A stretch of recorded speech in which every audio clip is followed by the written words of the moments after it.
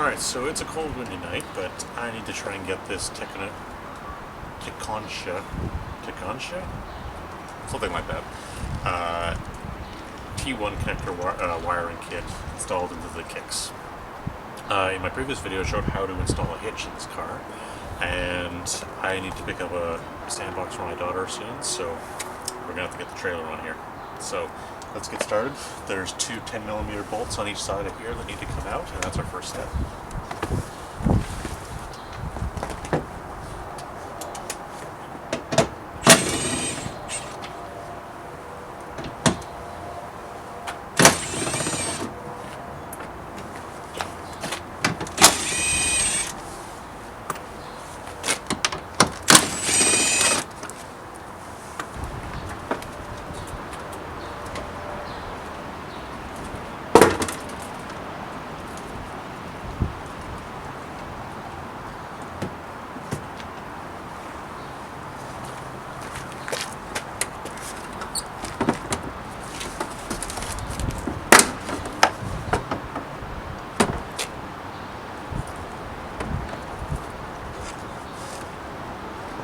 Okay, just to show you where the alignment pins are, you've got two that stick into the side of the vehicle this way, so your pulling motion is out to the side. Now these ones came out nicely. These ones both stayed in the vehicle. So hopefully that shouldn't cause any issue popping it back out. I'm probably not going to try and wrench those out just to pop them back in. Sort of stripped it as is. I think it should be fine. If I have to, we can take them out and epoxy them or glue them, but we'll see how it goes back together. Okay, our next step is going to be to feed up from the underside of the vehicle the T wiring harness connectors. The one with the yellow goes on the driver's side, and the one with the green and red wires go onto the passenger side.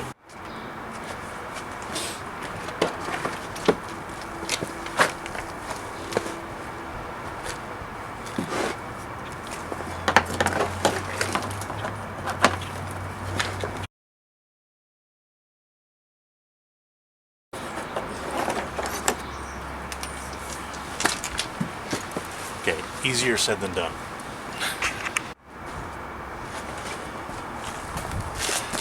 Okay, I went and I grabbed a piece of coat hanger. I'm going to use that as a fish wire to stick it down and pull it back up, because this is just not working otherwise.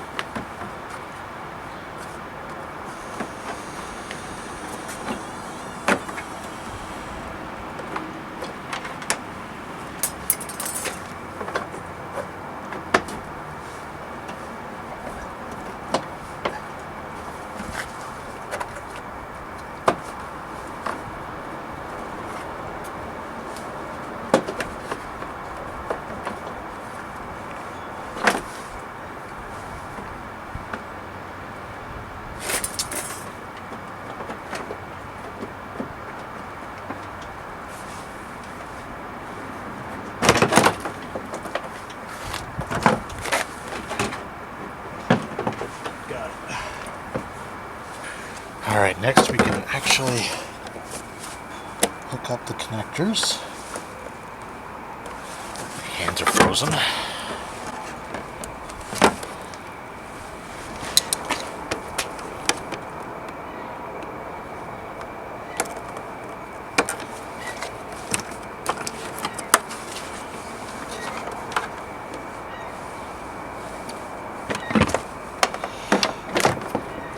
plug the male from the car into the female on the kit.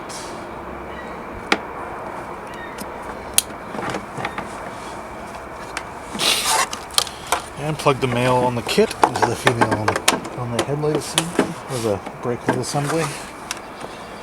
Make sure they're in there good. Now we can set everything back into place.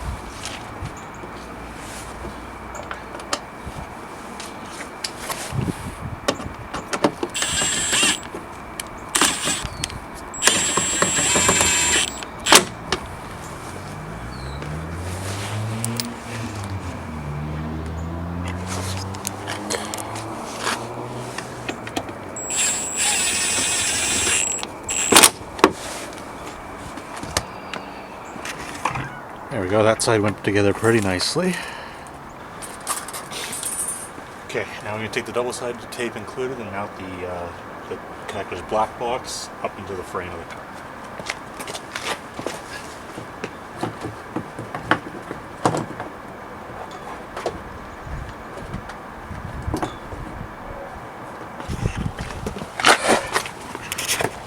Okay, there's not a lot of good spots.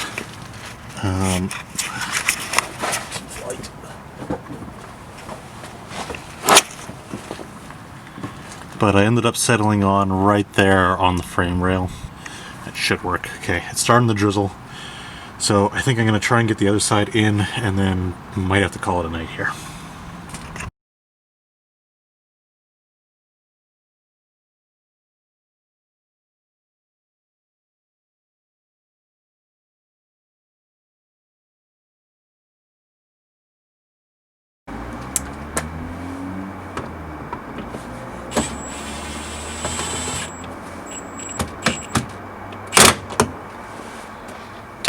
Done. Alright, I'm going to make sure our taillights are still working, tuck that wiring up into the bumper, and I'm going inside.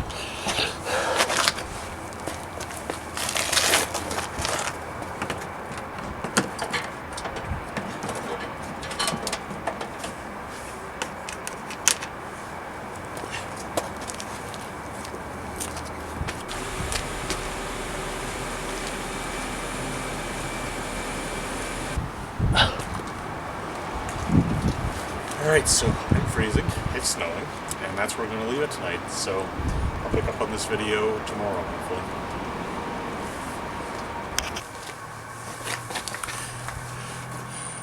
Okay, so we're back. Tomorrow is now today, and the next step, since we've gotten the connectors and the harness installed in here, is to take this included cable and run it up to the battery somehow. Now, they're not very specific about how to do that in this car, but I have a feeling I might end up running it inside of the rocker panel. And we'll figure that out, and then I'll show you what I ended up deciding on. Okay, so in the end, that was not fun. There is simply no way to go along the outside of the car, no practical way to get that trim off easily and route things along. It's just not happening. So we ended up trying to figure out a way to route it through the inside of the car. So right here, luckily, is a weather grommet, so I was able to bring the cable in to the vehicle through here from the terminal box outside. Then we went along the trim, through that left the driver's side of the car, down through here, down through the running board,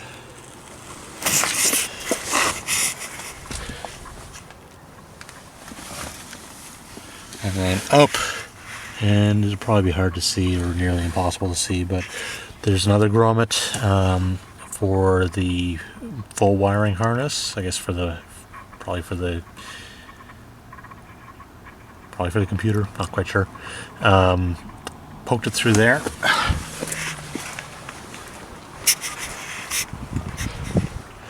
And up into the engine bay and right to where the battery is. So probably took me 30 or 40 minutes to do all that. Not fun, leaves you bloodied and battered trying to pull up upside trim panels and everything. So I think we're going to try and solder this cable up in the back and then we'll hook it up. Okay, the wiring is done. They include some butt connectors in there, but I ended up going with a solder connection in the back for the power and heat shrinking some tubing over it.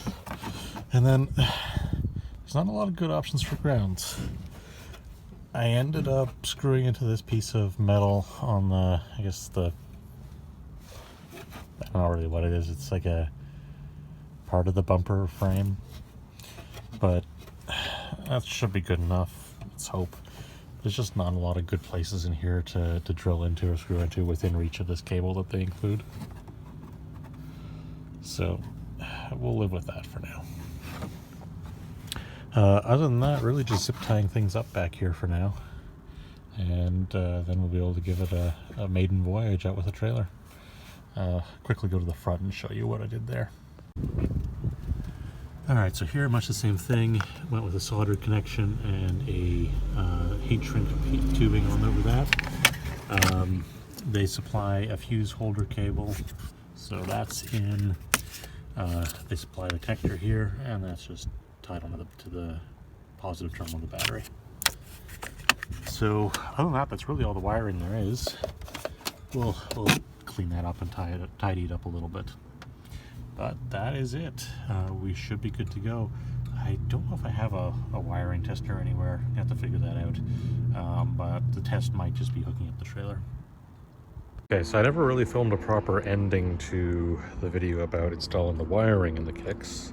But as you can see, it is done. And it is working. And I have my little 4x6 Canadian Tire trailer hooked up. Which, by the way, is really nice, although don't use the dumping feature because the design of where you put the plate, it just smashes into the ground if you actually drop the tilt on this. But the fold down tailgate ramp is perfectly adequate overall. So I'm not actually sure how much, if I actually really finished filming all of the wiring installation. I think I was kind of rushed because of the weather at the time early in the year, and now it's November. I'm finally getting back to this again, and I've been using the trailer quite a bit, and it's been working flawlessly, but I'll go over it again.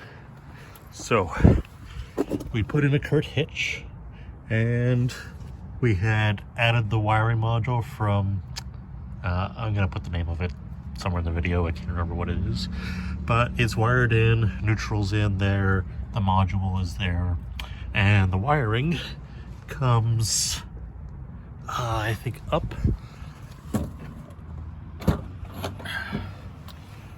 into the car roughly here, all the way behind.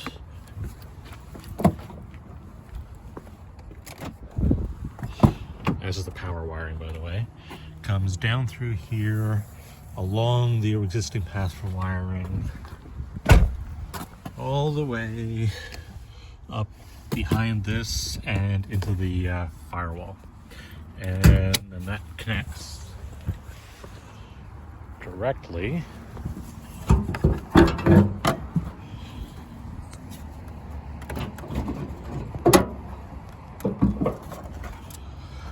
to the battery with an inline fuse right here. So it's really hard to see, but as you can see, it's I think I slipped it in beside the existing wiring grommet there, and it just sits in nicely and is connected to the positive terminal of the battery, and I've yet to have a problem with that. And I think someone in my hitch video commented that this car isn't even tow rated, and that is true, but I found that even untow rated cars, realistically, it's still perfectly fine to tow about 1,000 pounds with them. There's small compacts in Europe that are always used for towing all the time, and you can actually get quite a bit done with these. The Kicks actually can pull this, which I guess is with the trailer somewhere around 600 pounds maybe. It does it without even flinching. It's not over revving, it's not bogging down, has no real issues. So wiring is done and in, and yes, you can tow with a Nissan Kicks. Works pretty well.